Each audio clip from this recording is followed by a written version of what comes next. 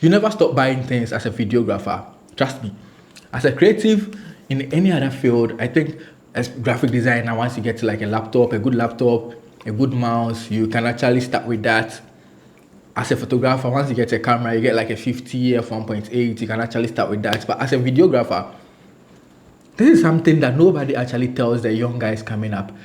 If you start as a videographer, you go buy things, buy everything, and you never stop purchasing.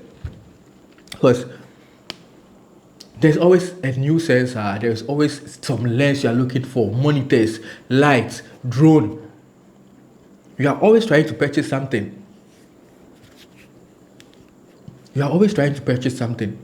So it's something that I've always had. It's a conversation that I always have with new people coming up. Like, listen, if you know you're coming from a space where you don't have so much access to things, I mean, it's okay to start small, but rather start as a photographer. And then with that, you build your portfolio, you build your time, and you build yourself over time. Because getting clients as a photographer is easier than getting clients as a videographer. And that's a conversation nobody wants to have. And we would actually have that conversation. Getting clients as a photographer is way easier than getting clients as a videographer. Because sometimes you even attend some events and then they prefer pictures over video. Like they feel like, oh, the video safe. So if you're a young guy coming up and then you want to be a creative, you want to be in this whole film thing, start with pictures. And with pictures, you can learn composition, rule of third. Like you will have enough time around pictures than videos. Videos, you have to be moving around, shaking shot and things. But when you start with pictures, you are able to go through like the process. You are able to learn composition, rule of third. You are able to learn stabilization.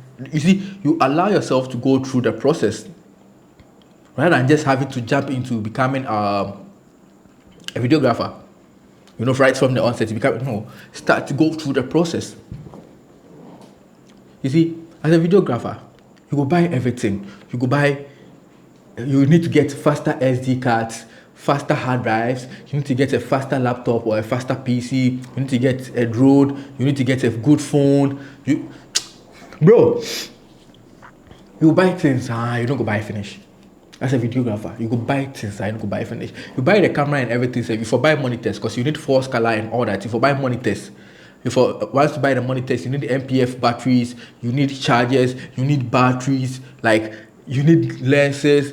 But as a photographer, you get a body, you get some zoom lens, a body, you get light, some C-stand. You are good. You can actually do a lot of stuff with like one of each thing. Then you get some 2 batteries. You can do like a lot with each of everything. But as a videographer, right? There are some instances that you would even need like a very wide shot that you need like fish eye. But so far, I haven't seen any photographer that actually use fish eye for. They just get some wide lens and then they are good. They can actually cover a lot. You see, so if you're a young guy coming up, the best advice I would give you at this point is start as a photographer. Don't forcefully start as a videographer. It's okay if you are doing a video alongside, like they chip in 1, 2, or we catch your boys, chip them in 1, 2. Like it's a good idea, right? But don't make it your sole focus, especially if you're coming from a place where you don't have much. You are actually building yourself. Start as a photographer because it's easier to go that route. It's easier to go the photographer route rather than to go through the videographer route, because the videographer route be very hard, very difficult, bro. Very, very difficult. So if you're a young guy coming up, my best advice that I can give you is start as a photographer. Take your time, go through the process, know what, and then as a photographer, you can get like some basic stuff and then start with them, because most of the clients out here are more focused on the bouquet, having their background blurred. They don't even care about the sharpness of the image and all of that. But with video, sharpness of the image, you blur, problem. So if you're a new creative coming up, just focus on being a photographer for now. If you want to do video, solely video, it's fine. Maybe I will tell you what we can do. But if you want to do solely video, it's fine. But I would advise, or I would share this knowledge with you that me, Adeye, right?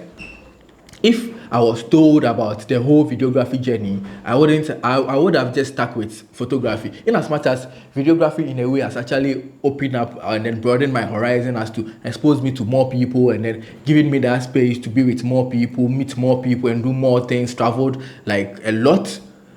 I kind of feel like photography could have actually also given me that space, but I would have probably made a lot of very good financial decisions if I started as a photographer fully before I transitioned into a videographer. Not to say that maybe you have been able to figure it out perfectly, but I kind of feel like if you start as a photographer, it actually gives you that position to be able to transition like smoothly into a videographer, because you get to understand a lot of things before you go into videography, and then you just don't go around buying like random things that you wouldn't even need in the final analysis.